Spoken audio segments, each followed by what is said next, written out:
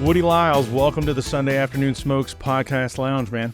Chris, thank you so much for having me here. I'm honored to be on the show. It's a pleasure to have you. We've already poured up a little bit of Sagamore rye. I've never had Sagamore, but again, that's a courtesy of my friend Chris McGowan.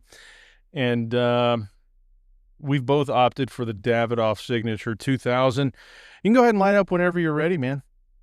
Absolutely. Do you smoke? Not often. I would say I'm a social cigar smoker. Yeah. You know, if it's the right occasion, I definitely do enjoy it. Sure. Well, I think this is an occasion. This is an occasion. Let's do it. Let's do it.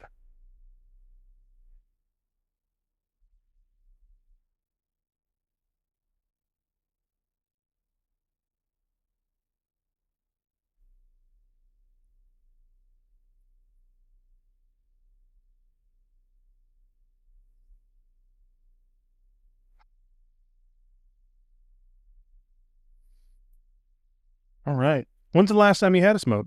Do you even know? It would have been a wedding, probably in October. But this is really nice. It's been a minute then.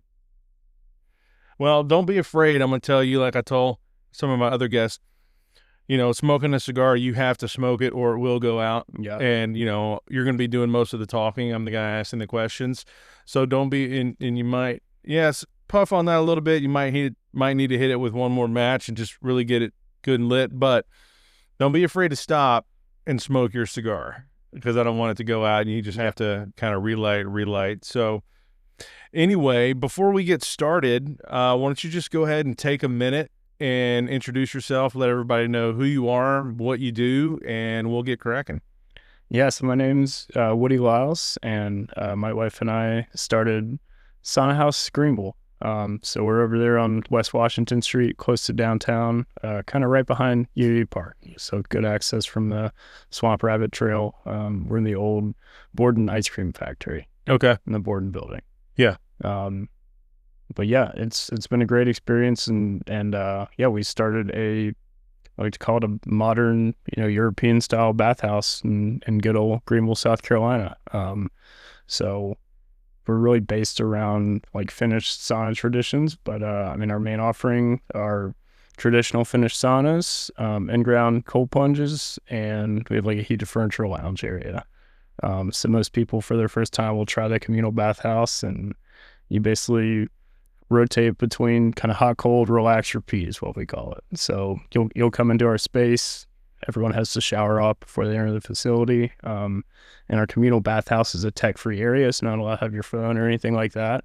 And you basically spend that 2 hours, hanging out in the sauna for 10 to 15 minutes. You rinse off in one of our showers. You go in the cold plunge for up to 3 minutes is what we recommend.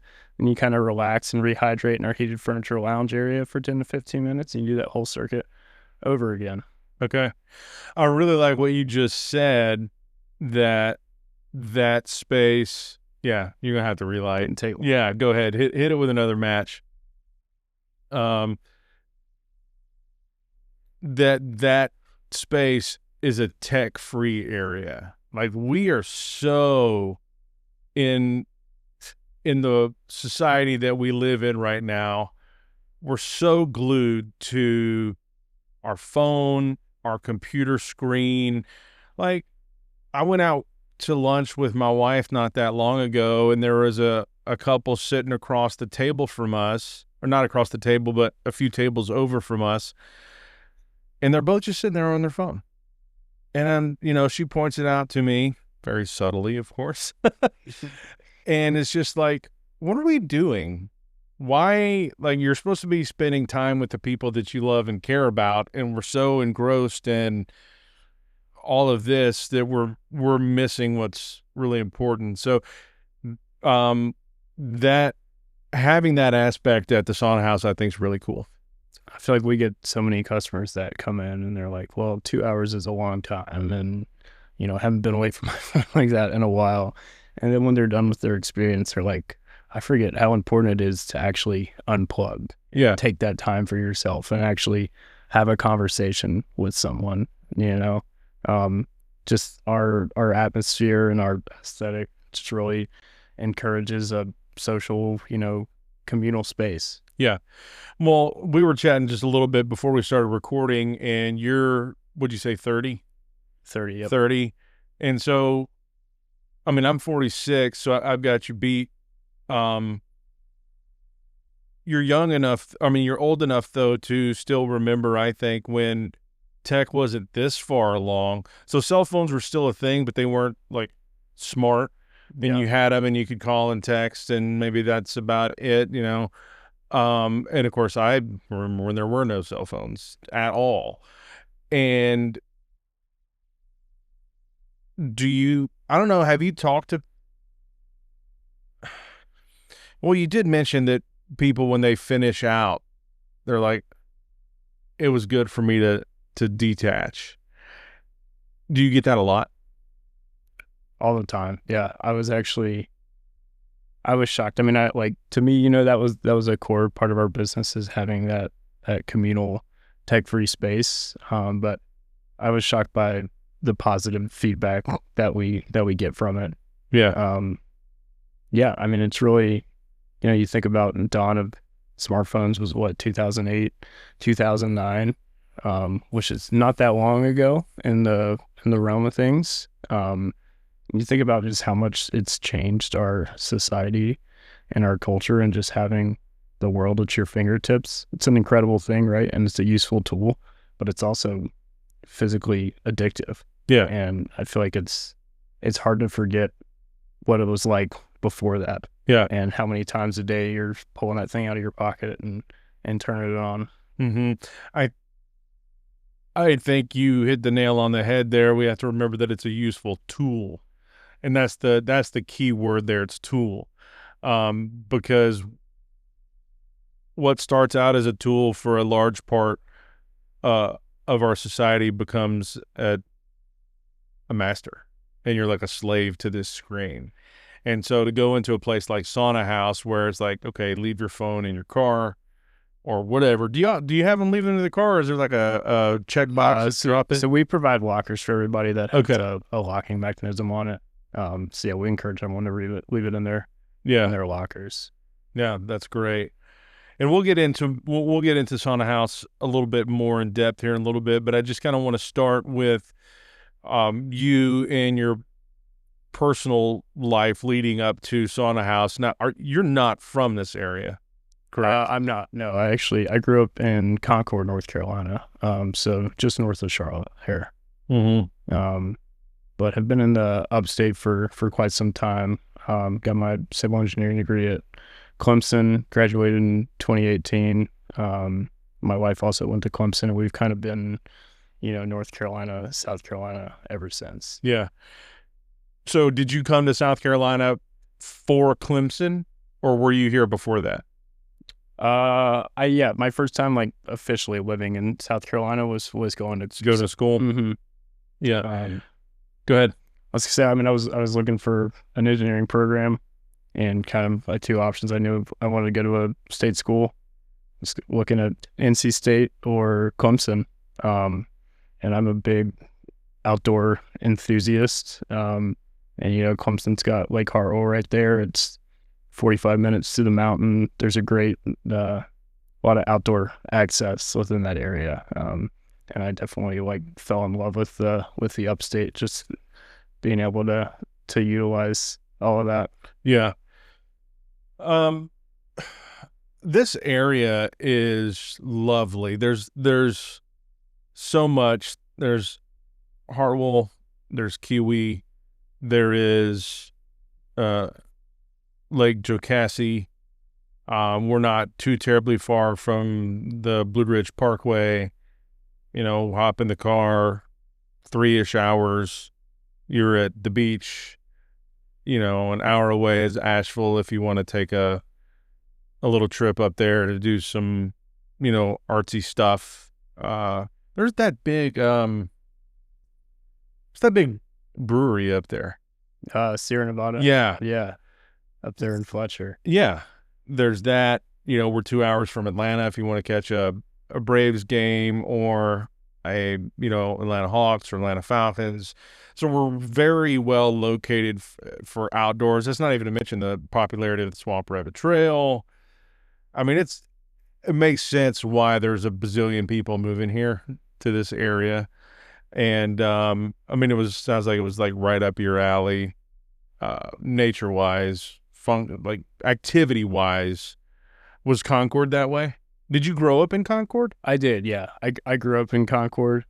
It's, similarly place where you're, 2 hours from the mountains, 3 hours from the beach. But it's not quite the same experience, like there's incredible mountain biking trails within an hour here. Like I'm a huge mountain biker, and some of the stuff in Pisgah National Forest, people travel from all over the world just to go mountain biking there.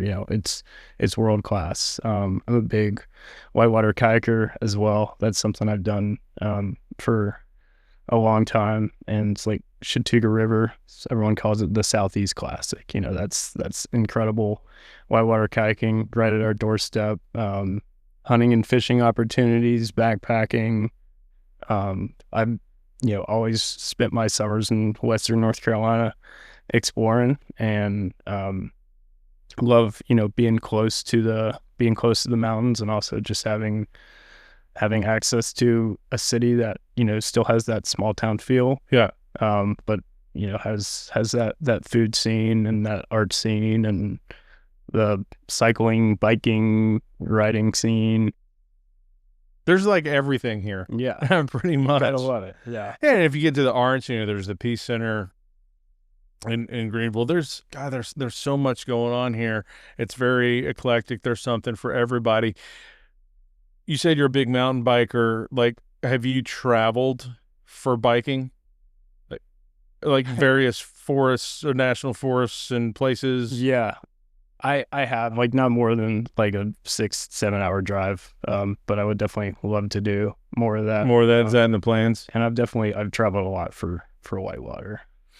I went whitewater rafting years ago with some friends up in Idaho, and they had some gorgeous country up there. Yeah. I'd never been, and I don't even remember what the name of the river was we went on, but it was amazing. And of course, Idaho was so far north. Idaho was so far north. I mean, this was like summertime and like 11 p.m. at night. It was still light outside. It's so flat. And so, yeah, I wouldn't mind doing some more whitewater rafting. I don't know about kayaking. That's really not my skill set. Probably a team effort on a raft is probably a better place to start. Yeah. So have you done the same thing, like whitewater kayaking all over the place? Yeah. It was funny you mentioned Idaho. I actually was a multi-day raft guide in Idaho for 3 years. So yeah, I was running 4 to 7 day trips on the Snake River and the Salmon River. That's where it was, through Hell's Canyon. Snake. Yeah. And I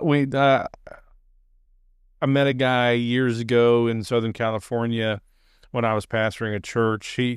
He was coming down to, I think, Loma Linda University doing some cancer treatment, and his wife just visited the church that I was pastoring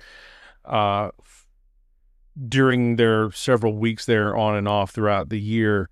And he was from Idaho, and he was a home builder, and he invited us up, and we went up there, and he had his own almost everything. Yeah, he was doing well for himself. So. Yeah, and we went fishing for sturgeon. I think I hooked into one, but either the line broke or it came off or whatever. But it was stunningly beautiful up there. Yeah, one of the most incredible places you can visit in the world. And yeah, we did a lot of sturgeon fishing. I mean, those things are dinosaurs. You know? We would catch sturgeon that were 8-10 feet long sometimes. It's hard to believe it lives in a river. Yeah. In North America. Do you miss being a rafting guide? Aspects of it. Yeah. No, I mean, it was a really fun job. And I've had a lot of different jobs throughout the years, like through college and high school. But yeah, that one definitely sticks with me. I can understand why you say probably aspects of it. There's a difference between being a whitewater kayaker when it's just you. Yeah. But if you're a guide, like, you really got to pay attention because you're trying to do all these people. It's a lot of work. Yeah. And they're just there. I mean, they're not pros. They're there to have fun. They're not to have a good time. And you're like, first and foremost concerned is safety. And I guess I understand why you say I miss aspects. Yeah. So go to Clemson, get your, I don't know many engineers. You might be the only engineer I know, and I don't even know you. We met like 20 minutes ago. Yeah. What was the plan with civil engineering? Honestly, ever since I was a little kid, all I wanted to do was build bridges. Which it's funny because like I was, talking to like a high school teacher a little while ago, and just like updating on life and everything. That was when I was still in construction. And he goes, "Well, that's always what you wanted to do, right? Build bridges and the roads." He's like, "You're really living the dream." It's like not many people, like say, what they're gonna do when they're younger and actually execute it. But yeah, I grew up in a construction family. My dad started a construction business in the 80s, and I grew up working as a construction laborer and kind of learning the business and just like helping him fix stuff and do house projects and that kind of thing.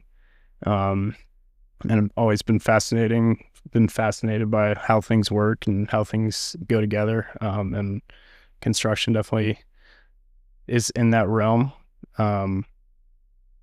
So yeah, I got my degree, civil engineering, and I knew I didn't want to be on the engineering design side. I'm a pretty busy guy. I can't sit at a desk for 8 hours a day. So I knew I wanted to go into that construction field. But so yeah, what is the data for a civil engineer doing what you do, roads, bridges? Like, what is the day-to-day like? Yeah. What's that blueprints and spreadsheets, or that stuff different. Office people? Yeah. When I was working on the I-26 project in Asheville, it's a $400 million project. It's 16 miles long, and you have anywhere from 80 to 150 people on that job site every day, working long hours, working in dangerous situations to build that road. But I started out as like a field engineer, and then took on more of a kind of assistant project manager type role. But I spent about half my day in the office doing the less fun stuff like invoicing and scheduling subcontractors and tracking costs, that kind of stuff. That doesn't sound very engineering. Yeah, that stuff is not as much fun. And then I spent half my day in the field basically problem solving, thinking outside the box, figuring out where there were discrepancies in the plans and figuring out a solution in a timely manner, because you're working under a tight schedule and tight budget. But no, it was really a great experience, and it was cool, to be building a bridge on the Blue Ridge Parkway and be able to look out across western North Carolina and see those mountains, and really get to know everyone on that job site from all walks of life that had 20 years of experience in the field. It was fast-paced, problem solving, thinking outside the box. So I definitely enjoyed that aspect of it, but it's also a stressful job. I lived in Asheville for a year before I moved to Greenville, and I was commuting an hour each way. I was working 50 to 60 hours a week. I was picking up night shifts from time to time. It was intense. Like if you're out in the field, safety is front and foremost, and you have to have your head on a swivel and be looking out for yourself and every other person out there. When you have 20 different machines in one congested area, that can all do some serious damage if you're in the way of them. I mean, heavy machinery, cars flying up and down the road, all that stuff. Because I don't know anything at all about the day-to-day life of an engineer or the guy working on Interstate 26, in the engineering world and all the things that you do and can do, when you get to say, yeah, I worked on this project on I-26, I mean, as far as engineers go, I mean, is that a big deal? Is that like a feather in your hat kind of a thing? I have no idea. Yeah, I mean, there's obviously there's a lot of different types of construction, the larger infrastructure projects like that. I mean, it's kind of close to that mega project status, right? So there's a different level of operational complexity, and just, being able to work in the mountains and work with the DOT and the National Park Service. It was a unique opportunity, and that's part of the reason I took that job. I was on a interstate project in Greensboro for about 3 years before that. So that was the first place I moved out of college. And when I saw that opportunity to be in the mountains and move to Asheville and get to work on a project like that, I jumped at it. Yeah. When a government says to everyone they're going to do a project on the highway, on the road, on a bridge, on a whatever, the immediate reaction of the general populace is a massive groan, because they know it's going to suck. This is going to take forever. Yeah. There's going to be detours. There's going to be traffic backing up. Traffic's going to be delayed. Like, they're doing that. And I'm not great with road names and directions and all that stuff, but there's that big one going on right now in Greenville. Takes you over that bridge. I don't know, you might know about it. Like I said, I'm not good with that stuff. Having been a civil engineer working on I-26, do you have a different attitude towards that stuff? I do. Yeah. I mean, I have a great appreciation for it, and especially, the boots on the ground, those people that are making sacrifices every day to build America's infrastructure.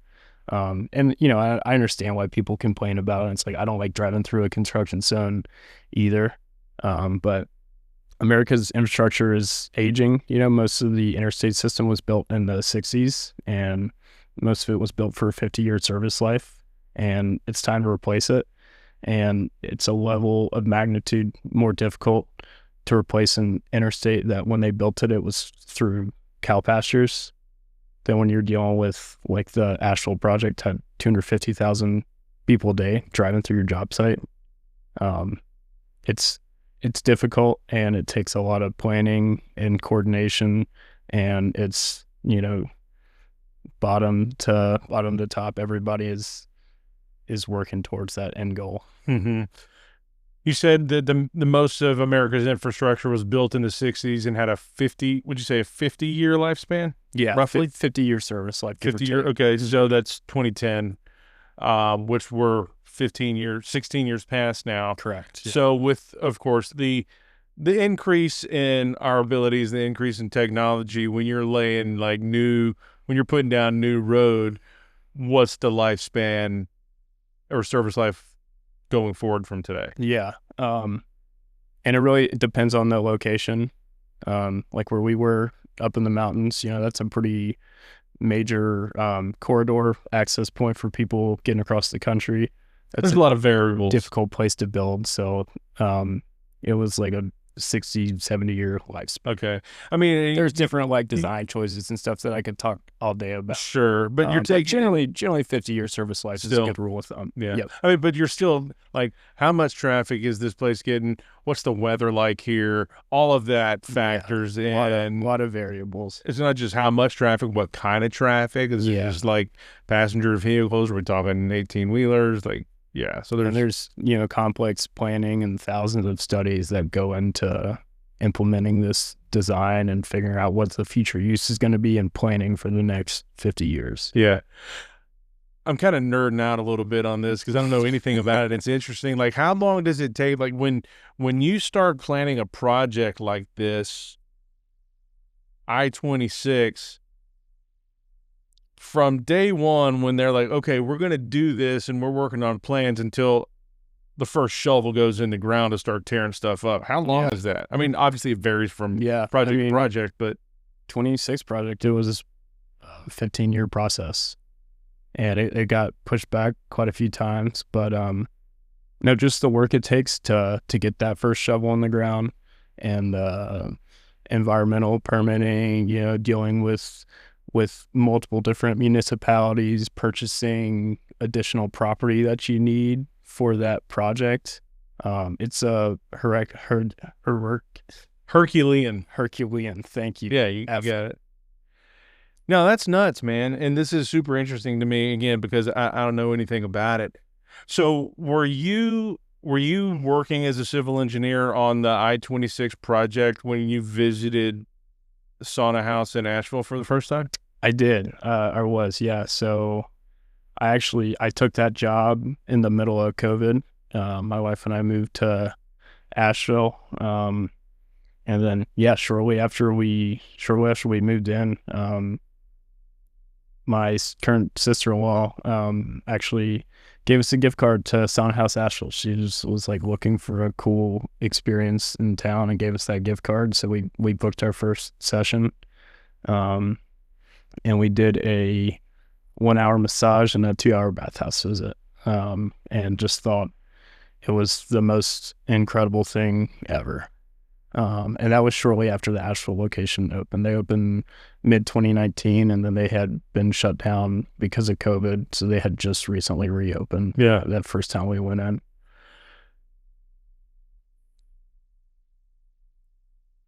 What was it? I know you just said that it was a wonderful experience.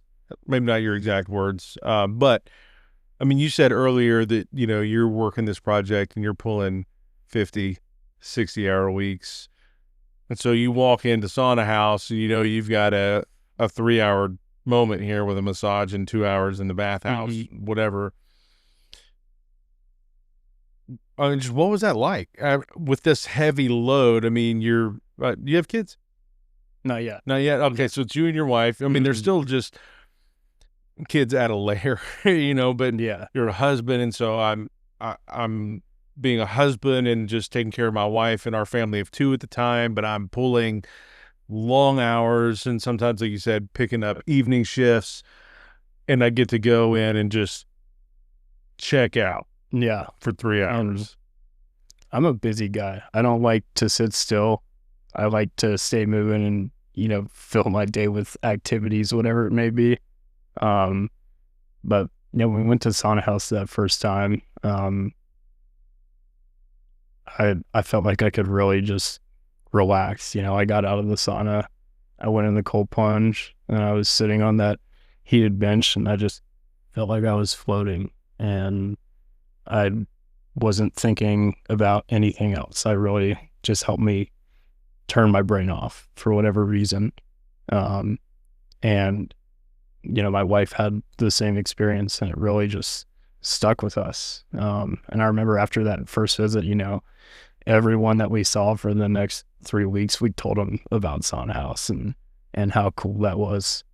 And then as we continued to go back, and even as we moved from Asheville to Greenville, we would still tell people about Sauna House, and I would tell my friends about it, and they would fall in love with it, and they would be making an hour drive to Asheville, and they're like, "Well, what are you doing in Asheville this week?" I'm going to go to Sauna House. I don't know. I don't have any plans after that. I'll probably grab a beer or something. It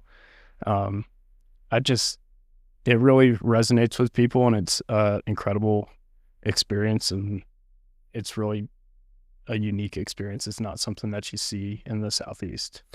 Well, it's made an impact on you, and it obviously did, just listening to you talk about it. When you say we went, we had this experience, and then all we were doing is we were telling everybody about Sauna House. Like, all the people we met, our friends, you've got to go try this. You've got to, and maybe you already answered it. I don't know. I just want to see if I can dig in there a little bit more. Why do you think it had such an impact on you personally?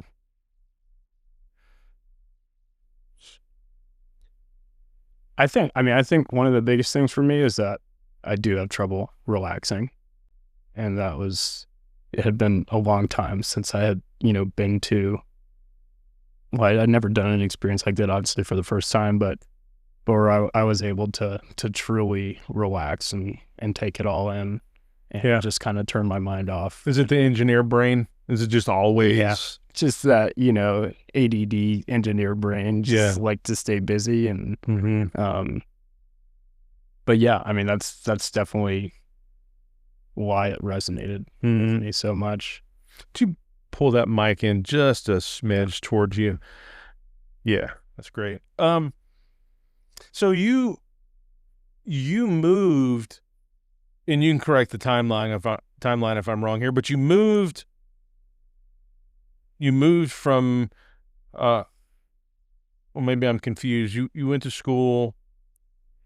Did you stay in Greenville after you graduated, or did you go back to I went to school in Clemson. I moved to Greensboro for 3 years working on an interstate project out there, and then got the opportunity to take this job in Asheville.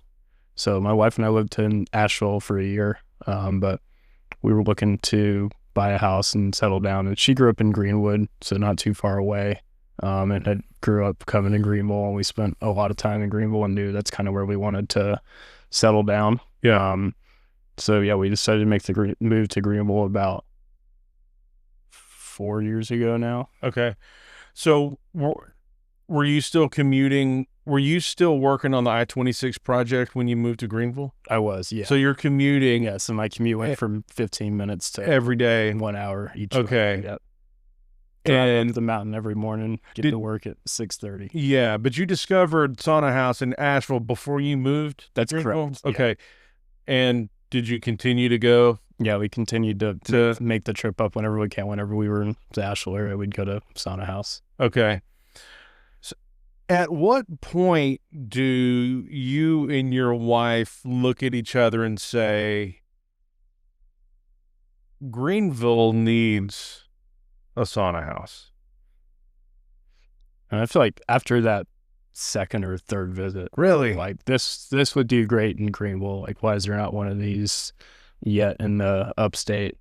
And we would joke about it, very high level, be like, we should open a sauna house in Greenville. But we're never seriously considering it. And then as time went on, the stress of my job in construction started to get to me, and I was starting to feel burned out. And I had always wanted to start my own business. And I just kept thinking about Sauna House in the back of my mind. And I was talking to my brother one day, and we talked quite often. He was tired of me, same thing, just complaining about my job and how hard I'm working, yada yada. But he had gotten to know the owner of Sauna House, actually, because they were looking to build their Charlotte location. And my brother runs the Liles Construction. And so, yeah, we talked about it quite a few times, and I just kept talking more and more about Sauna House and started to think more seriously about it. And that was kind of before they were even considering expansion. But finally, he just looped me in on an email one day with Andrew that started Sauna House. And yeah, we went and had coffee in Asheville. So I told my boss I was going to a dentist appointment, and I sat down with him. And I didn't tell anyone I was going to meet with Andrew. Sure. But we had a great conversation, and really just talked about kind of the beginning steps of building Sauna House. And he was talking about his expansion efforts. And yeah, I came home that day and told my wife that I had met with Andrew from Sauna House, talked about, opening a location in Greenville. You didn't tell her that you were going to meet with him? I didn't tell you didn't her. tell anyone. I didn't tell anybody. You mean anybody? I didn't tell anybody. My brother knew because he made the introduction. Sure. But that was it. Well, how'd your wife, I was going to ask you if it took any marital convincing to do this, but I'm curious, whenever you told her that you met with a guy, what was her reaction? I mean, I told her, I was like gung ho after that meeting. I was like, I'm going to open a sauna house in Greenville. And her first reaction was, this is crazy. Like, you're a civil engineer, you have a good job, you don't have any experience with a hospitality business. So yeah, that was the initial reaction. But, over the next week, as we talked about it more and more, and, she knew what I was going through, Yeah. making that 2-hour commute a day and working long hours. And it was tough for us being apart all the time. Like, I feel like I didn't even know Greenville because I was out of town most of the time. And yeah, after about a week, she was like, we could really do this, and we started to really just kind of think through those beginning steps. She was like, we could really do this. And we both just got so excited about it. Mm-hmm. So that was I have my note here. Let me see. October of 2023 was that first meeting. Okay. And over the next, I quit my job in November of 24. So pretty much over the next year, just kind of going through due diligence and figuring out, is there a market in Greenville for this kind of business? Talking to a lot of banks, getting denied by a lot of banks for loans, and figuring out the funding side, and just all of the different aspects that come with starting a business. But I was, driving up to work every day. I'd get there at 6:30 a.m. I'd work a 10-hour day. I'd drive an hour home, work on Sauna House till 9 o'clock, 10 o'clock at night, go to bed and do the same thing. Yeah. Yeah. So when you met with Andrew, what was did he want to expand, or did you have to sell him on it? He was just starting the steps of building out a franchise system. So it was very early on, but he was looking to expand. And yeah, I would say over the next 4, like they had already started that process. That was their plan. You got in on the ground floor, man. Yeah, very, very early on. That's awesome. Yeah, I was going to ask you about that. You had a year of basically pulling double duty from the time you decided we're going to do this to the time you quit your job, and then it had to be a grind. It was like, how much it was a grind. Like, you needed Sauna House more than ever during that year just to go and be able to just check out. And the worst part was I wasn't even using the sauna that much because I was so busy. You're so busy. Yeah. That's crazy. Well, I'm glad that, it didn't take your wife too terribly long to come to the idea that we need to do this. This is the direction we need to go, for the sake of, well, it just made sense because you're never home and you're stressed about work. And so but every wife raises this concern. I understand. You're a civil engineer. You've got a stable job. You've got a stable income. You got a pretty good income, I presume. Not asking you to disclose numbers, but you're an engineer, so you've got a stable job. You've got a pretty good income for us and our future family. But you want to give all this up to start a Finnish-style sauna bathhouse in Greenville, South Carolina.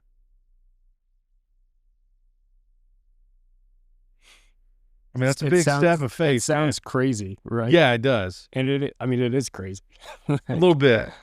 I remember when I put in my notice, I mean, I'd been on that project for so long and I was involved in so many things. Like, I gave them a 5-week notice and they're like, oh no, what construction company you going to work for?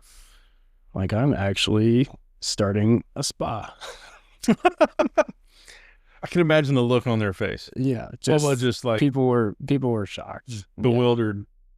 But I mean, I feel like as they heard me talk about it, they saw that passion and they understood it. And everyone I worked with was very supportive. But yeah, the real kicker was I gave my 5 weeks notice, and then 3 weeks into that notice, Hurricane Helene hit Western North Carolina. And then, yeah, the next day after the storm, we drove up there and NCDOT had us meet at their maintenance yard, and he said, there was no cell service, no nothing. So we know there's a lot of issues out there, and they had like names of roads that had been majorly impacted. They're like, just go out there and start fixing stuff, take pictures, we'll pay you later, which is unheard of, right? If you ever do any DOT work or any work with a bureaucratic system like that, that's not how it works. Right. And it took a major level of trust from both the DOT side and the contractor side to be able to do that. Yeah. But I mean, our job was create emergency access so emergency vehicles can get in and help these people. And that pulls some emotional strings right there, man. It was, I mean, these people need help. This it was is like wild. Yeah. life and death stuff. The first week we were up there, I mean, it felt like the Wild West, and we were in Swannanoa and Fairview and really the hardest hit places. And that was, no one anticipated it to be that bad. So that was before the National Guard got there or anyone else. And it was, it was local firefighters and just locals. People doing what they could. Just helping each other out. Amazing thing to see, and I saw some very difficult situations as well. But yeah, that sense of community during that time was really incredible. Mm-hmm. And I mean, I saw guys that they owned an excavator for their landscaping business, and they'd been working for 48 hours straight after the storm hit just to help their neighbors or help that old couple they know that lives at the top of the mountain that probably didn't have access to food and very mobile. And yeah. It's a crazy experience, but yeah, originally I gave my 5 weeks notice. I ended up staying a little longer than that. Yeah. I don't know. That's when you see, I mean, that's such a powerful moment, a powerful story. It just kind of overshadows some things. Like, that's when you see the best of humanity. We live in a world and in a time where so much information is available. There's so much negativity. And granted, hurricanes are terrible things. Now, as you know, here in the upstate, we were relatively blessed. I mean, it came right through here, but it was minimal. I mean, I lost power in my house for like 12 hours, maybe. That was it. And then just an hour away in Asheville and other places in North Carolina, they were totally wrecked, and then just to hear you tell this story about just humanity showing up for each other. Yeah, it was shocking. I love Western North Carolina, and I grew up, hiking those mountains and camping and everything. I never thought I would see anything like that there. But yeah, I mean, there was a good and a bad, right? There was people coming together. I remember these people there was like a stream beside a very steep road, and it had diverted and completely washed through half of this house. So half of this house was destroyed, and this lady was out there, and we were trying to get her access to her driveway so they could get their car out, because it was basically like kind of on an island. They had no way to get out. And she was cooking breakfast burritos on like a camp stove. She's like, "You guys want some breakfast burritos? Like, I made them fresh this morning." It's like, you don't have a house, It's like, how are you so positive? Like, we're trying to help you.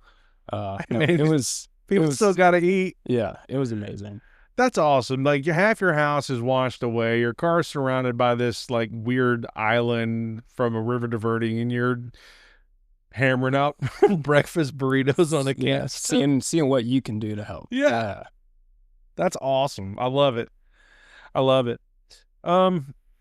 So you tell everybody that, yeah, I'm building a spa in Greenville. When do you? I mean, there's a lot of hurdles there. Like you said, I'm Yeah. getting denied by banks for business loans. Like, how many hurdles do you have to overcome to get this thing going? More than I thought. Yeah. I mean, it's every week it was something different, but it was, yeah, you run into hurdles every step of the way, and I still do. That's part of running a business. Mm-hmm.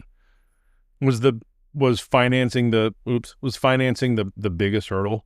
Yeah, that was a major hurdle. And just pulling permits, and particularly like pulling pool permits.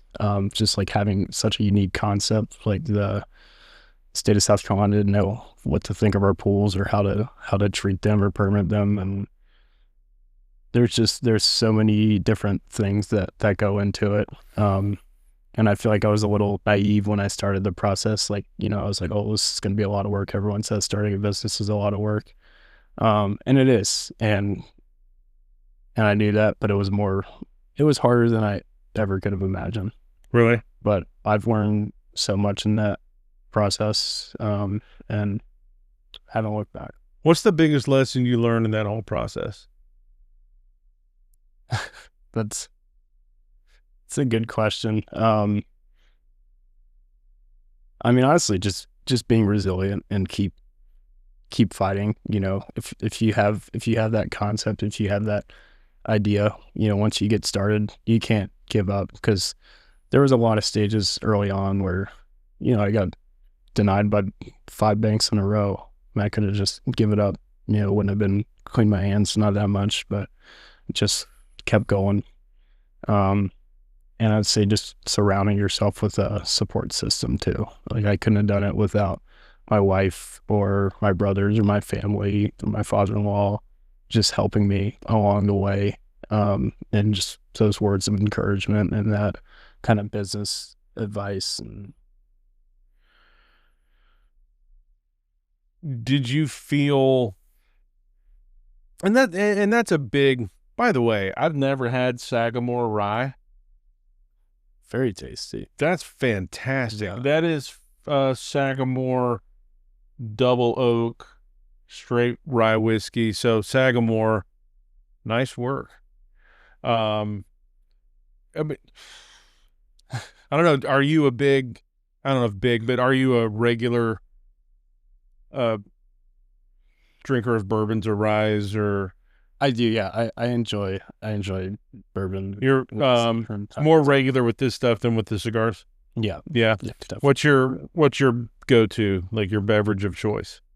If I can find it, Buffalo Trace on the rocks. But I'm a beer drinker. I enjoyed an IPA. Yeah. That's my go-to. Not really. I've tried to like beer. Yeah. I've tried really hard to like beer. I don't like it. That's just me. There are some that I can do okay with. I think it's my palate. There are some porters and stouts that are pretty good, that I can manage, but especially the IPAs, I don't like. Excuse me. What I don't like is that like bitter, grapefruity finish that a lot of beers have. It's just, but just double oak, and a lot of the porters and stouts are that way. They're a little more rich and not so bitter, and I find that I enjoy that. I'm the opposite. I can't drink like the heavy stouts. Yeah, just not. Is it a flavor thing for you? Yeah, it's a flavor and consistency. Yeah, I do. See, I like it. I like the heavier flavors, and they're a little bit thicker. The lighter thing is very thin, and so I just like the mouthfeel and the nice coating of the palate that the porters and the stouts really offer you. Having spent so much time in Asheville, were you pretty regular over at Sierra Nevada? Yeah, and just a lot of the great beer scene in Asheville. There's a lot of going on Yeah. out there, man. But yeah, when I first moved there, I was like, I can get all this craft beer and it's fresh from the factory, fresh from the brewery. Yeah. I've never been to Sierra Nevada. I heard it's pretty awesome though. It's impressive. Yeah. I call it Willy Wonka's beer factory. I mean, it's pretty crazy to see. Yeah. How's the food there? Haven't had the food. You're just there for the beer, much, but I've heard the food's good.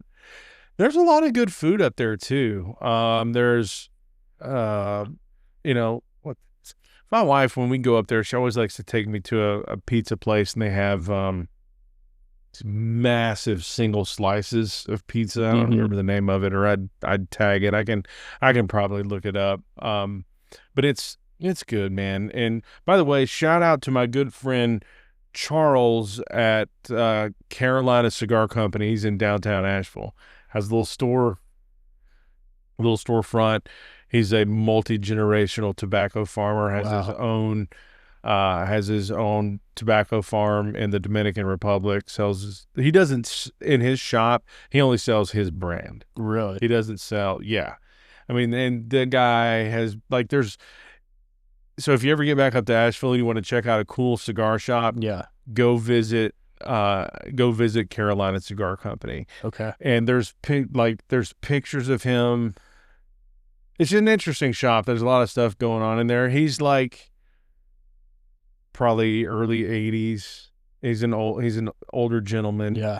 But there's pictures of him 5 years old in the tobacco field with his dad and his grandfather. Just grew up in that. God, just grew up in it. And he was telling me stories about how, being in the tobacco fields, young, some of his first cigars, he was talking about how he would just be in the factory and he would just kind of pick a few leaves and roll them together and light them up and just playing around, testing them out, smoking. So he's the kind of guy who knows tobacco inside and out. Yeah. He knows everything there is to know about it.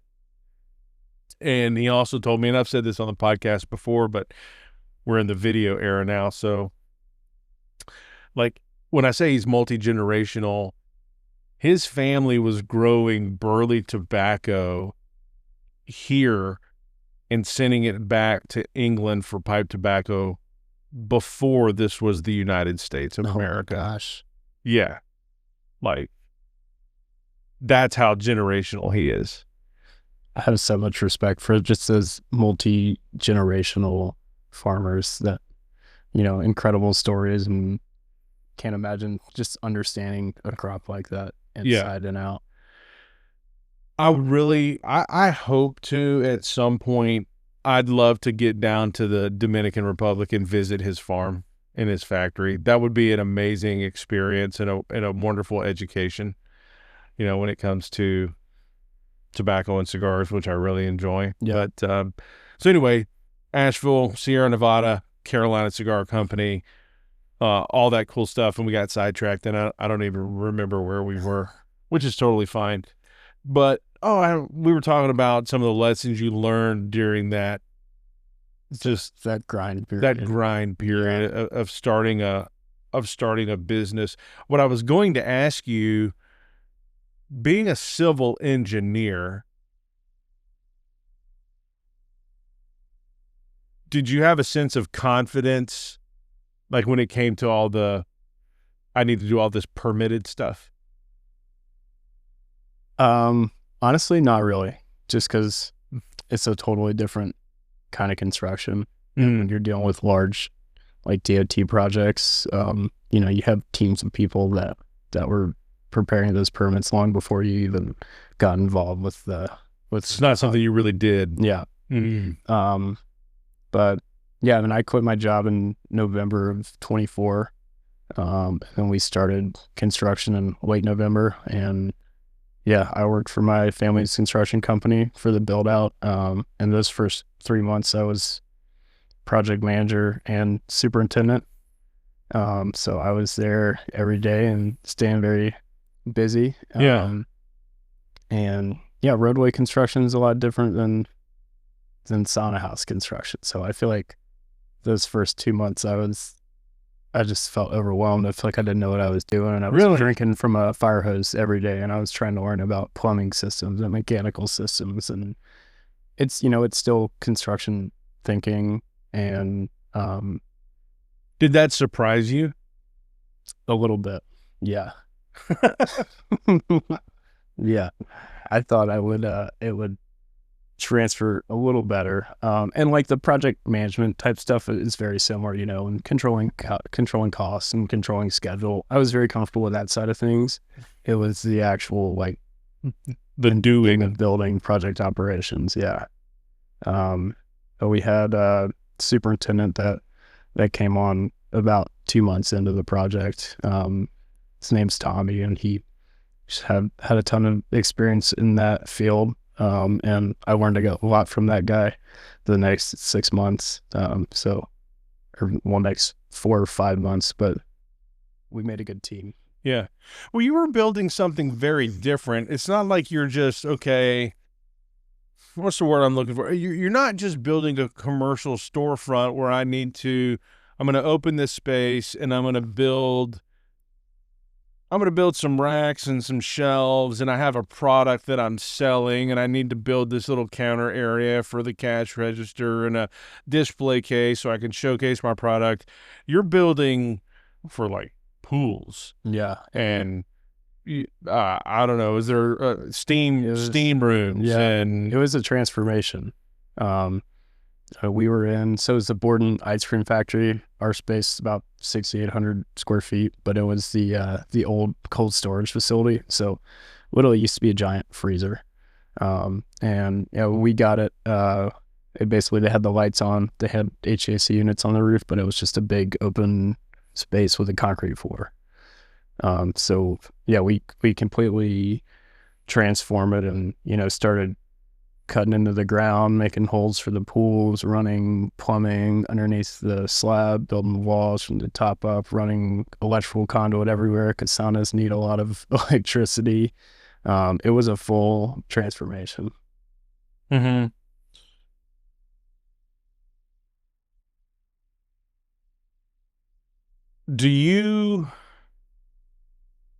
Are you a person of faith by any chance? I am. Okay. Do you feel like Sauna House is what you're supposed to be doing and civil engineering was just a stepping stone to get you a foundation? That's a great question. Honestly, I feel like there's room for both, right? Because I love Sauna House and I love building this space and bringing it to Greenville, and I want to continue to be involved with that. But I also really enjoy construction and I like the infrastructure side. And I feel like there's a need in the U.S. right now for people with that skill set.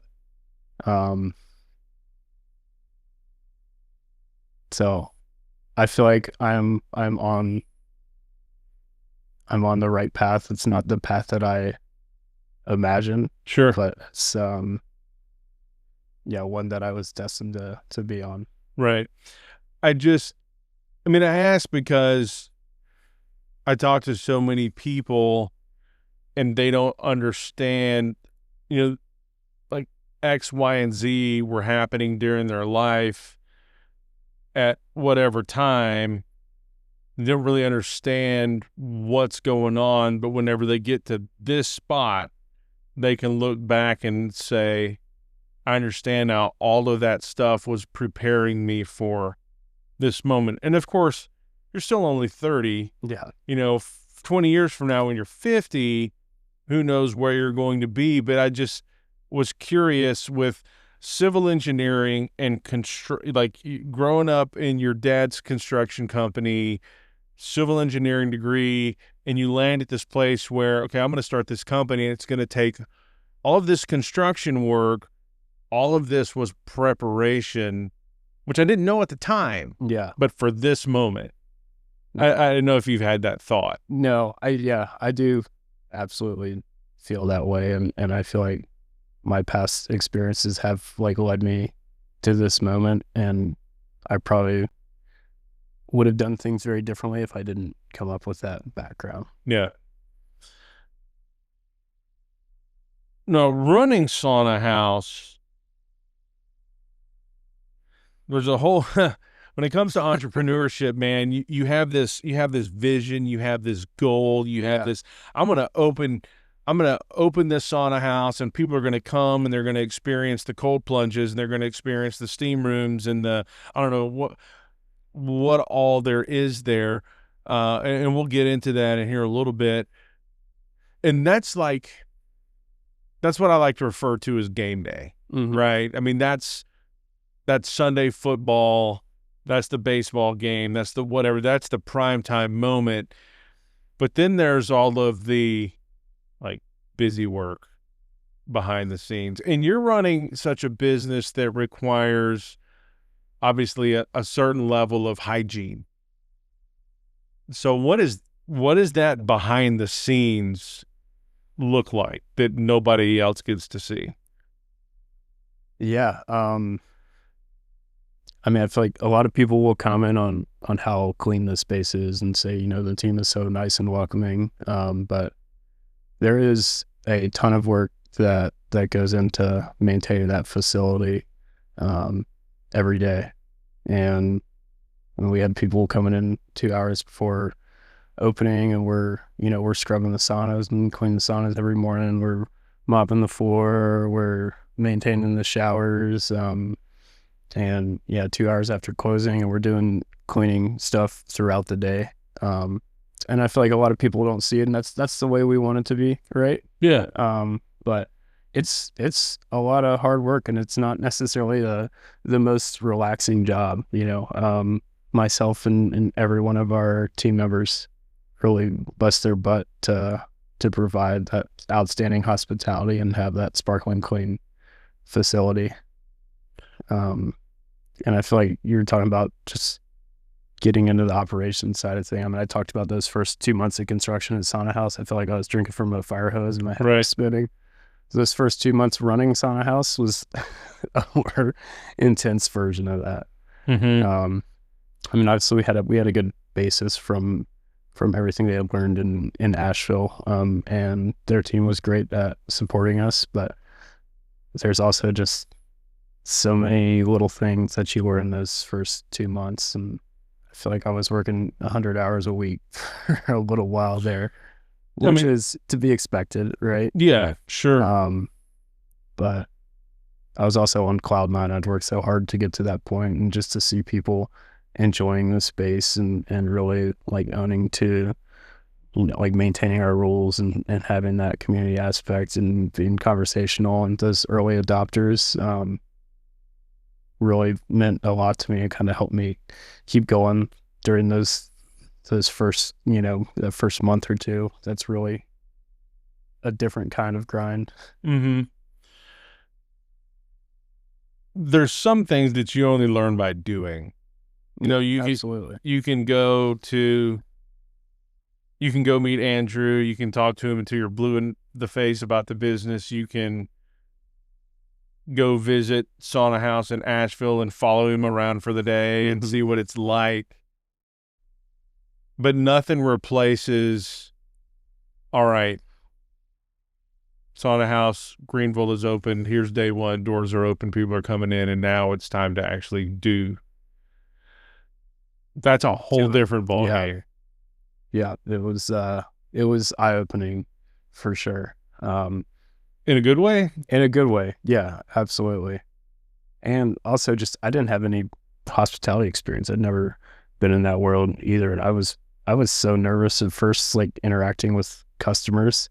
Because I mean, if you're talking to a construction crew, it's a very different conversation than someone that's coming to relax and reset for 2 hours.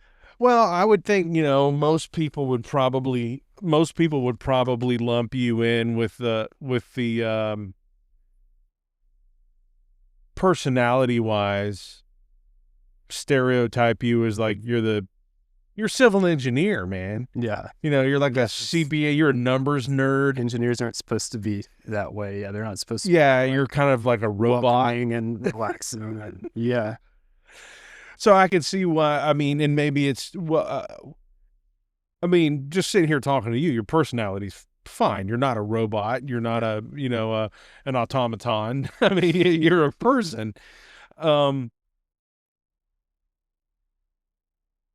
But going into hospitality definitely made you step outside of your comfort zone. Absolutely. Yeah.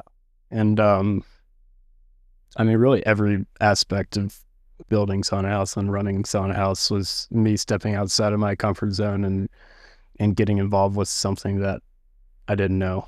Mm-hmm.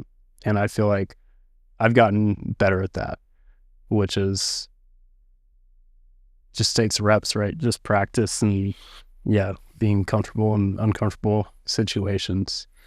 And same thing with that support network too. Like those first 2 months, I didn't have the hospitality experience, but a lot of our team members did. I was very, straightforward with everybody. I was like, look, I know I don't have this background. I know a lot of you do. It's like, if you have ideas, if you see improvements that can be made, like let me know, and I want to implement those as soon as possible and as fast as possible. And the past 10 months, that's how we've built a lot of our systems. It's feedback from the team and talking it over with each other. And you gotta have that support system. Right. From the civil engineer aspect, that's not a small degree. Engineering is a big deal. Working on I-26 is a big deal. Opening Sauna House is a big deal. And then overcoming all the obstacles and being so nervous to be in the hospitality industry that is not an industry you're in. And like you said, talking to a construction crew is a whole different ball game than talking to people in the Greenville area who are spending, what's the word I'm looking for here? It's just dedicating their time and their hard-earned money. Their hard-earned money. Experience. And it's, to come and have a moment and to relax. But that you've accomplished this, man. You did it. You had a vision, you had a vision, you had a dream, you had a goal, you made it happen, even if it was all very uncomfortable. How does that make you feel moving forward from here and what's possible? It's funny you say that because I don't look back enough as I should. I feel like doing things like this and kind of talking through my story just reminds me how much I've been through to get to this point. It's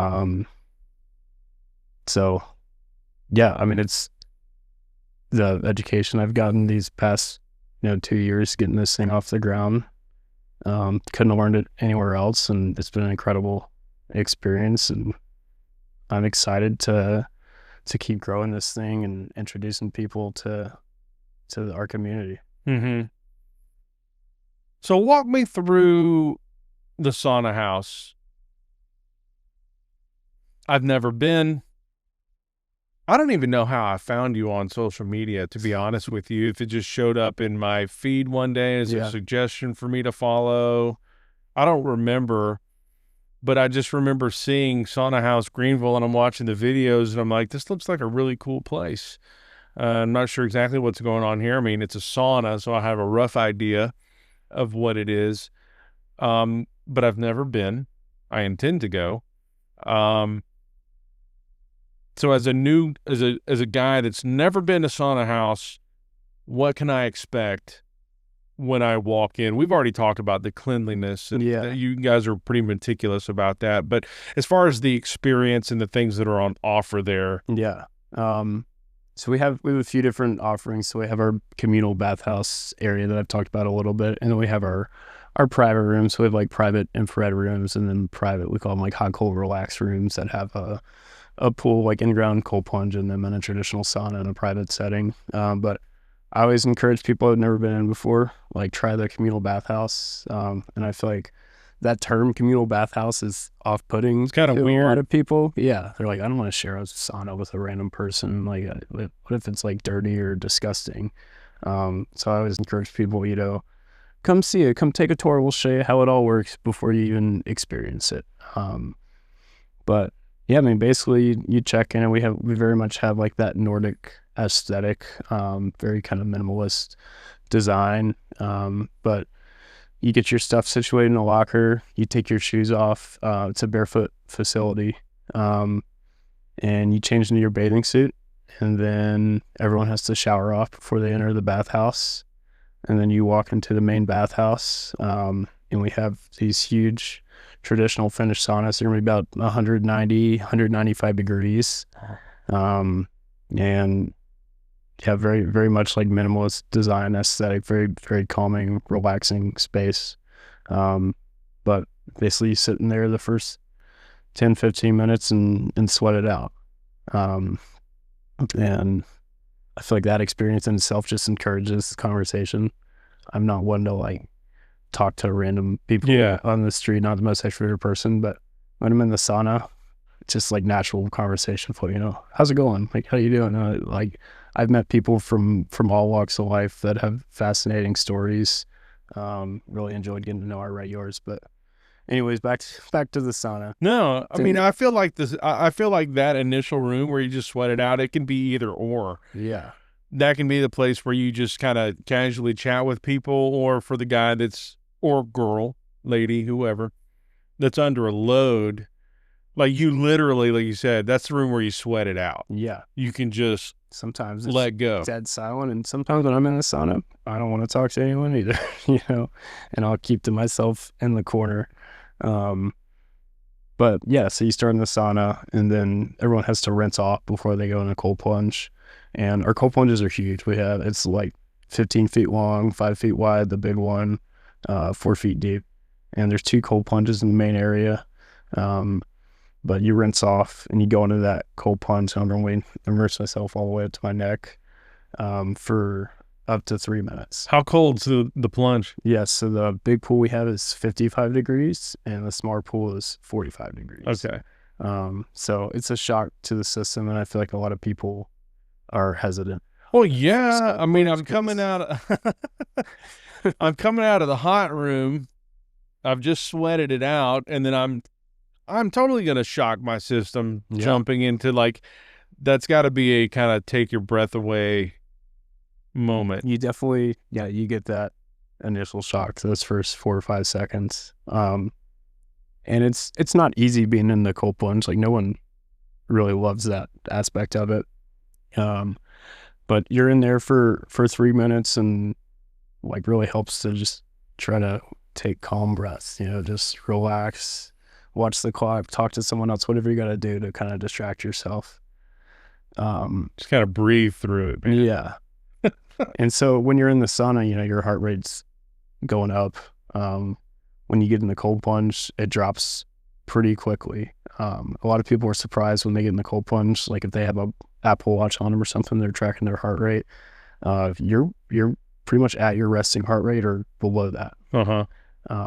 And that's part of your body's, defense mechanism against cold water. Right. But once you get out, that is a surreal feeling. I always tell people it feels like you're floating, and they kind of laugh. But then they'll go through the experience and be like, I see what you're talking about.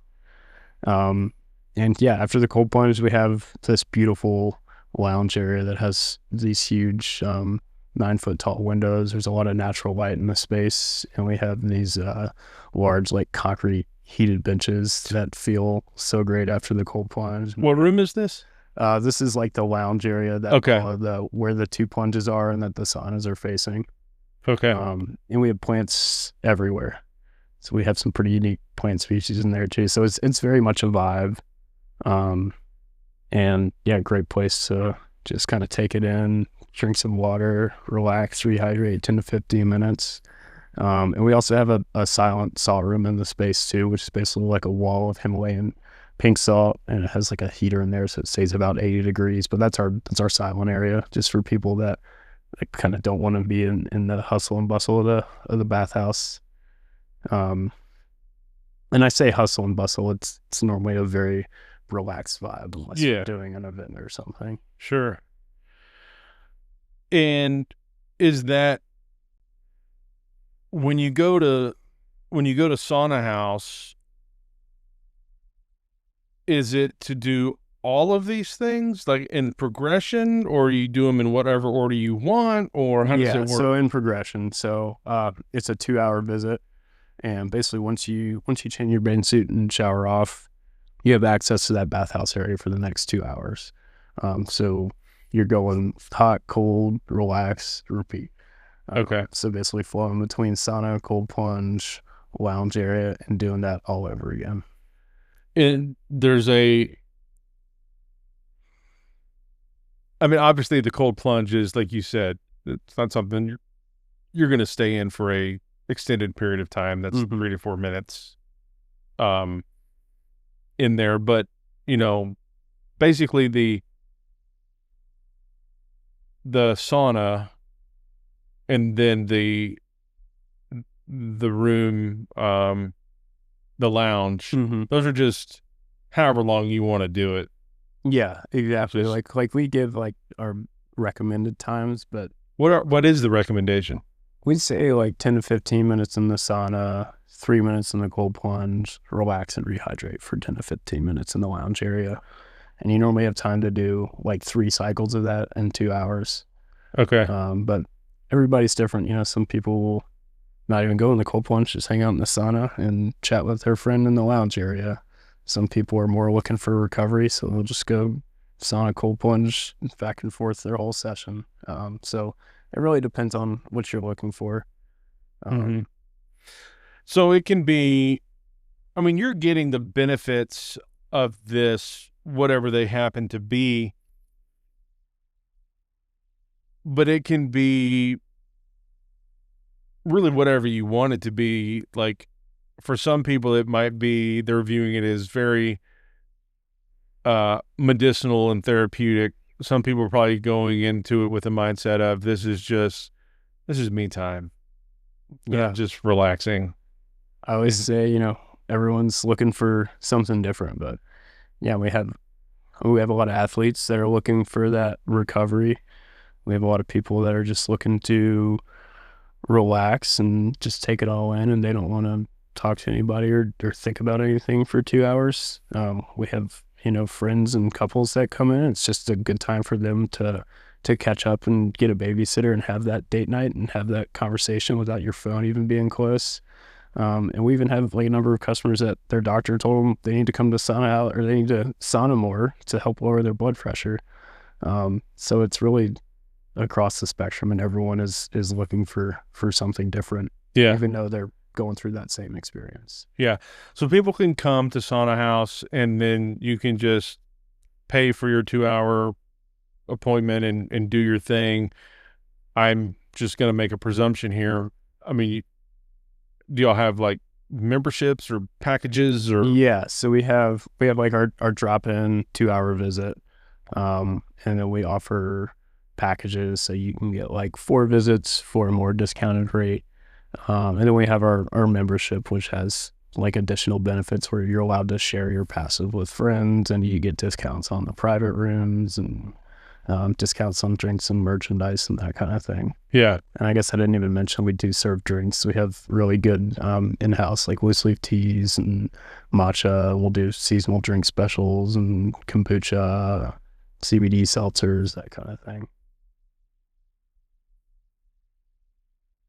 I'm just thinking cigars in the sauna house, but it sounds great, but it's probably not great for future business and smoke exhaust and all that stuff. Because honestly, there's fewer better places to enjoy a cigar than like in a hot tub.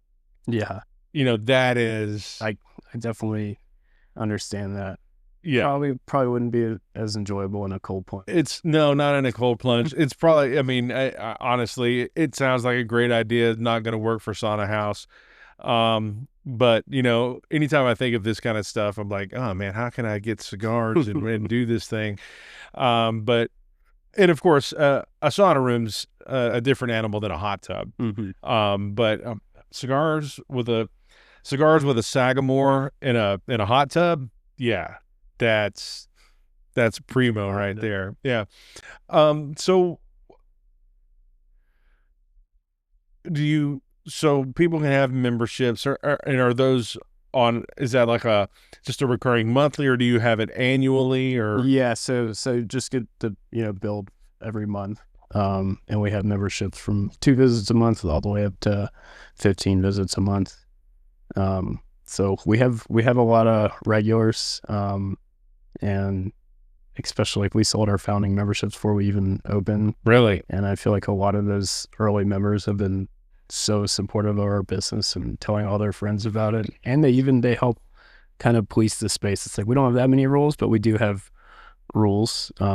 Like our facility is designed around traditional Finnish sauna culture. So things like not wearing your shoes, not having a phone, showering before you even enter the sauna. It's pretty basic stuff. Yeah, it's basic stuff, but in the US and like gym saunas, a lot of people don't understand it and don't do it, right? Yeah. So, I mean, I've been in gym saunas before where there's people wearing, sweatpants and a shirt and have their headphones on and they're on their phone. And, yeah, been there, done that. Yeah. Yeah, it's not the same. And I understand like why people do that, but ours is like, it's very much a kind of ritualistic experience, and it's that time to unplug and really just take time for yourself. Mm-hmm. All right, we're going to take a quick break, and I'm going to make some adjustments, and we'll be right back. All right, we're back, and we re-upped the Sagamore, relit the Davidoff off. Going again. And we're off and running. Man, the Sauna House sounds just like it sounds like an amazing place, and I think it's really cool what you just said, that y'all sold what'd you call it, the founding memberships before you even opened. Mm-hmm. Were you surprised at that?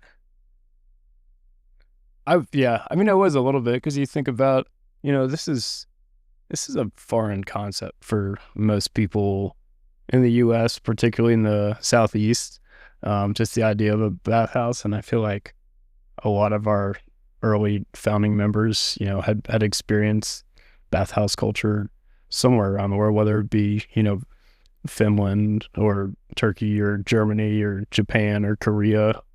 I think it's interesting that there are different like sweat and bathing cultures around the world that are very prevalent and have been around for thousands of years, and it's just now kind of making its way to the US and having its moment.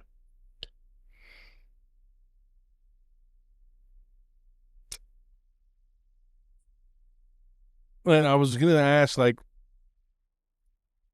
what makes it so attractive, but I just think you describing what y'all do and what's available, that's pretty attractive in itself. I don't know that it needs more explanation, unless something else you want to.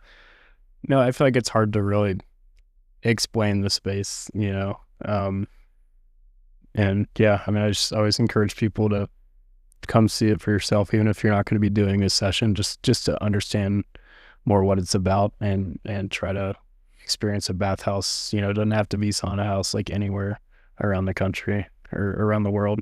Mm-hmm. I mean, you and your wife have to be, you guys got to be enjoying that place all to yourself after hours, right? We definitely do a little bit of that. Yeah. Yeah. Everyone's like, don't you always use the private room? I'm like, no, because then I have to clean it afterwards. Right. Yeah. But no, we definitely do enjoy the facilities as much as possible. What's the private room? Yeah, so we have a few different private rooms, but we call it like the Sauna Cabana. It's the most popular one, and it's a 4-person traditional Finnish sauna, and then like a coffee table and another one of those heated benches and it's in your own private little space, and there's like a audio jack on the wall so you can play whatever music you want, and then a 55-degree cold plunge right beside it. Nice. So basically that main bathhouse area just in a private setting. So yeah, you've got everything all in one space for you exactly. and 3 other people. Mm-hmm. That's pretty sweet. And I was going to ask, for atmosphere, you guys are probably pumping in, I don't know, some relaxed kind of music in the sauna house. Yeah, we have our playlist that we play, and we'll kind of switch it up depending on the time and day. But yeah, I mean, sometimes it's kind of folksy, sometimes it's kind of cool alternative, sometimes it's that more traditional like instrumental spa type music. But that's definitely a big part of the atmosphere. You mentioned that, and you've said this several times, just kind of the traditional Finnish sauna house. And look, I'm totally, I have no idea what that means versus other saunas that are available and the different cultures that use them. So what makes it traditional Finnish? Yeah, so when most people like in that kind of realm think about saunas, they think of Finland. That's where saunas originated. And there's more saunas than there are cars in Finland. But yeah, traditional Finnish sauna, it's going to have a heater that's going to be either wood-fired or electric like ours. And you have lava rocks stacked on top of the heater elements. And then you heat that room up to 190 degrees or more. And then it's a dry heat, and the way you add steam to it is by, taking a ladle and a water bucket and pouring water on the rocks, and that creates that steam. In Finland, they call it leilu. I probably said that wrong, but that's a big like aspect of the traditional sauna. So it's gonna be different than like a steam sauna, which is more of a steam room. That's gonna be closer to 120 degrees, or an infrared sauna, which is a newer technology. And we actually do have private infrared saunas. But yeah, our main area is based on those traditional saunas. Yeah. I mean, that sounds great. Sounds like a place I'll be visiting soon. I want to bring my wife. I know she would super enjoy that. I'm going to enjoy it. I'll definitely check it out. But y'all also do, I mean, there's the private rooms, but do y'all do like private events for the whole thing, or like private parties kind of a deal? Yeah. So we'll have like private parties in our back rooms. Like we have our party room that holds groups at 10 to 12, and we'll get bachelorette parties in there, business meetings, book clubs, that kind of thing. Book clubs? Yeah. We've had quite a few book clubs. I think it's always funny. Book clubs at the Sauna House, man. And I've realized there's 2 kinds of book clubs that come to Sauna House. They're the ones that are very serious about the book they're reading, and then the ones that don't. Most people don't know what book they read. Well, I'm not really sure there's any other kind of book clubs. There's one of they're either or. Yeah, there's no in between. My wife attends a book club in our neighborhood here. There's a Facebook group for our community here. Mm-hmm. And the ladies have put together a book club. But I find that it's really just an excuse to get together and drink wine and make some food. Some of the ladies read the books. Many of them don't. Yeah, and that's fine. I see the appeal. I understand it. Yeah. Maybe I should start a cigar-related book club, And it's interesting, though. I never would have imagined companies are having business meetings at the Sauna House. Yeah, and it's more, I say a business meeting, but it's more of a company get-together. Kind of a company retreat kind of an idea. Yeah. But definitely a unique way to get to know your coworkers, hanging out in a bathing suit in a 90-degree room. No, I mean, I think that's great. So you guys you want to do a 2-hour day, you can show up and purchase the one-time thing. You've got recurrings from 2 visits a month all the way up to 15 visits a month. You've got the private rooms. You You can do parties up to 10 people. For somebody that was interested in a membership, where would you suggest they start? Yeah, so it depends on what you're looking for. But I mean, as a starting point, well, I would say come in to start, make sure you like the experience. But yeah, I mean, generally, like most of the research I've seen about the benefits of sauna and cold plunge, they say coming anywhere from once to twice a week, which would be, 4 to 8 times a month. And I realize, it's not realistic for everyone to be able to spend 2 hours twice a week in the sauna. But yeah, I a lot of the research you see as far as health benefits go, they encourage that regular sauna use is really the main thing. What kind of I'm curious to go back a little bit about the founding memberships that you guys sold before you even opened, and your marketing and how that happened. How did you guys hit the ground running, like getting the word out before the doors opened? Yeah. So that's where my wife is doing the majority of the hard work there. But she has a marketing background. She's been in that industry for That's helpful. almost 7 years now. But she actually still has her full-time job with Wrangler Jeans. She's on their e-commerce team. Really? Yeah. I need to have your wife on the show. Yeah. Talk about Wrangler jeans, man. Chat about cowboys and jeans. Does she smoke cigars? She does not. She doesn't have to. Does she drink spirits? She will on the right occasion. This is the right occasion. This is the room. Enjoy it. Yeah, this is the spot. This is the Definitely spot. the right atmosphere. Yeah, man. But anyway, so your wife is kind of cranking out the marketing for... Yeah. So, I mean, she really hit the ground running with it and just, introducing herself to as many local business owners as possible and using different network tools or reaching out via cold DM or cold email or cold phone call to get to know, like local coffee shops and gyms and tell them about what's coming to Greenville and also just the whole social media side of things, running the Instagram account and responding to so many people that are like, what is this place? What are you opening? So she really has worked her butt off from getting the word out side. And it's made me realize I didn't know anything about marketing before I started this. And now I know enough to be dangerous. It's really, it's a totally different kind of skill set than what I'm used to, and I love like the technical nitty-gritty details of things. And I feel like with marketing, it's all about aesthetics and networking. And I don't know the first thing about marketing, man. Yeah, I need to market this show now that I've built this in-house lounge for my show, but I don't know the first thing about it. It's so hard. It's so difficult. I'm just hoping people watch the podcast and be like, dude, number one, the conversation's good, but the aesthetic is amazing, and send it and be like, you need to watch this. I mean, that's obviously the goal. Yeah. How to make that happen, I don't know. Oh, I'll spread the word from my... Well, I appreciate it, man. We'll have Rachel help out. Yeah, we will. We'll get, I don't know, Wrangler. You guys want to partner up with Sunday Afternoon Smokes?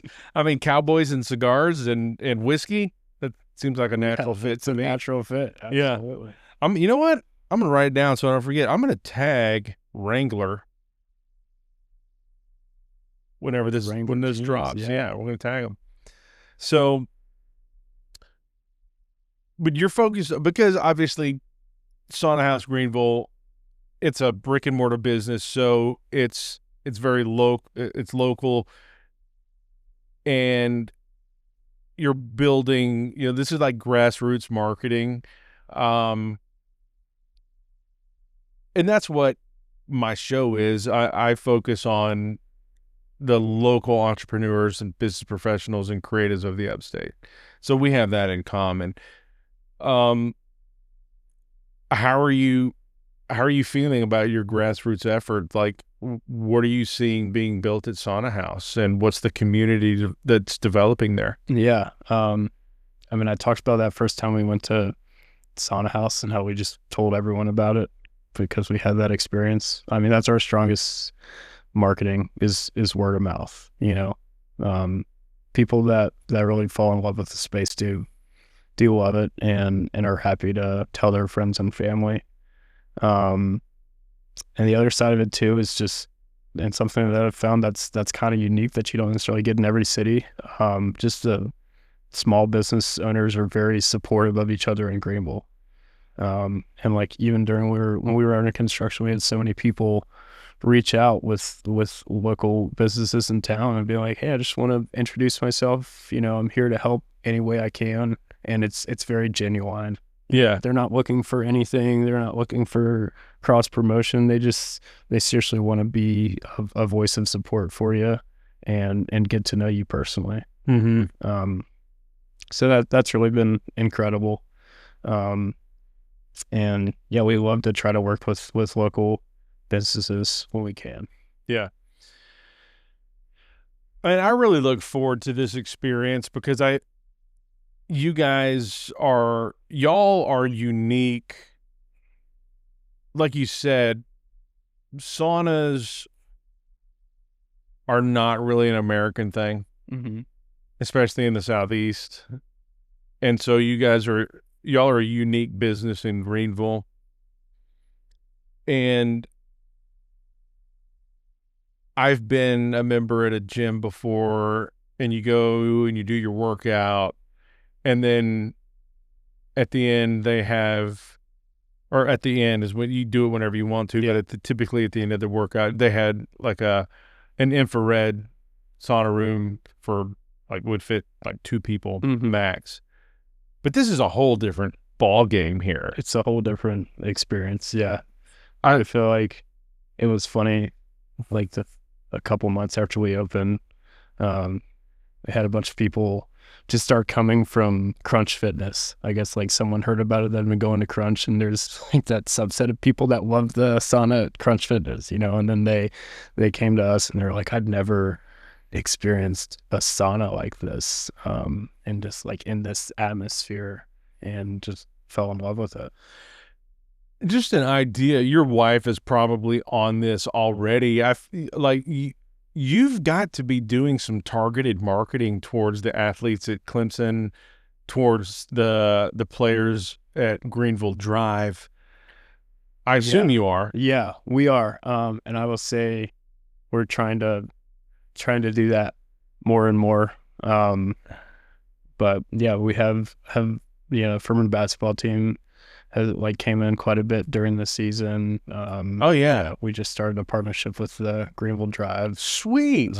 Congrats, man. That's a big deal. That, yeah, but no, it's a great experience for serious athletes that are looking for recovery. I figure you guys got to target Swamp Rabbits too, the hockey team. Yeah, I don't know if you started. I need to. Yeah, it's definitely on the list. Looking at you, Swamp Rabbits.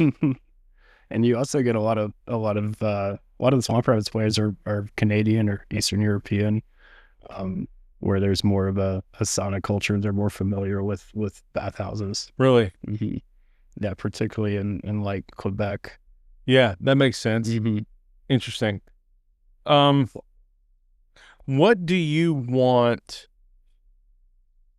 Sauna House to mean to the city of Greenville? Or not just to the city of Greenville, to the upstate? I mean, I want us to be that community place. You know, we welcome all kinds. I want it to be that spot to unplug. I want people to make friends and meet people in Sauna House and enjoy that experience together. And just have that special place that they can go when they need to unwind and relax and kind of experience the benefits of contrast therapy and bathhouses. Yeah. And I know this, we won't go too deep in it. But we're just, as you know, and I know you've done the research or some of the research, but what are the benefits that you're aware of to the contrast therapy? Yeah. So there's a lot of research on this that's like historically has come out of Finland, but you're starting to see it a lot more for sauna and cold plunge together. But some of the researched, like proven benefits, one of the big ones is just like improved cardiovascular health, improved sleep, helps reduce stress, lower anxiety. I mean, and I mean another big one is recovery. You know, muscle soreness and cellular recovery. Mm-hmm. And there's more like benefits that still need more research, but things like just like reduce risk of death. You know, helping with skin conditions like eczema, that kind of thing. Really? Mm-hmm. I did not know that. So I feel like you're starting to see a lot more research come out of the U.S. and Europe. It's like sauna and cold plunge together. Yeah. Especially as it's been kind of having this moment in the U.S. in particular the past decade or so. Yeah, it really has. In the last few years, it's really ramped up. I mean, you see people all over social media, and they've got their horse trough, out, and they're, especially if they're further up north, and they're like breaking the sheet of ice on it at the first thing in the morning, and they're getting in. We've seen Joe Rogan do his thing, in his cold plunge and all that. So I'm sure as the next, 2, 4, 5 years, the more research is coming, and all of the health benefits of the what did you call it, contrast therapy? Contrast therapy. Yeah, that'll be helpful. So let me just ask this really quick, and I think it might be the last question that I have. What's your location again? So we're on West Washington Street. So 711 West Washington, kind of right behind Unity Park there. Okay. And what's the hours? So we were open Friday, Saturday, Sunday, Monday, 9 a.m. to 10 p.m. And then Tuesday through Thursday from 12 p.m. until 10 p.m. Okay. And what's the social media handle? It's at Sauna House Greenville. Sauna House. Is it all Greenville or is it just GVL? Sauna House Greenville. Sauna House Greenville. So that's the location right there behind Unity Park.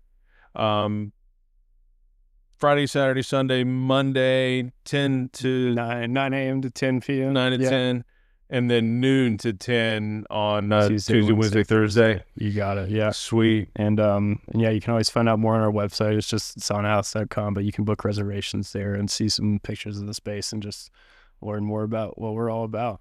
Well, I started following you guys on Instagram, and I don't know who's doing your stuff, but there's some good stuff on there, man. In the room, it's some of it's dark and moody, and some neon stuff going on in the pool area. The water's lit, and it looks like the place to go and just unwind. Absolutely. And just shed the stress and forget about life, and just have your time to just let go of everything that's hard. It's good in this day and age, remember to unplug and take time for yourself and to reset a little bit. Yeah. And unplug at Sauna House, you have to. I mean, it's a tech-free zone. Yeah. Which is good for you. That's good great for us. So, well, Woody, man, I don't think that there's anything else I had on my list of things to talk about, unless there's something that you wanted to hit specifically that I missed. No, I feel like we've covered the basis really well. It's been a great conversation. Well, look, man, I appreciate you carving out a couple of hours on a Tuesday to chat with me about Sauna House. I'm excited to follow you guys and see how it grows, and I'll definitely be stopping in. Yeah, absolutely. We'll get you in the cold plunge here soon. Well, I want to do the warm stuff first, and then I don't know. Maybe we'll get the torture over and then go warm up. I don't know. It just depends, Just depends on 95-degree day, maybe cold plunge first. Agree. I mean, those days are coming because we're getting on into April here. So, all right. Well, listen, y'all go check out Sauna House on Instagram. Visit their website. Go visit them. I'm excited for this business. I'm excited to try it out. And I appreciate you watching Sunday Afternoon Smokes. Share it with your friends. Share it with your family. Share it on your socials, and share it with the world. The Sunday Afternoon Smokes is really sweet. We'll see you soon.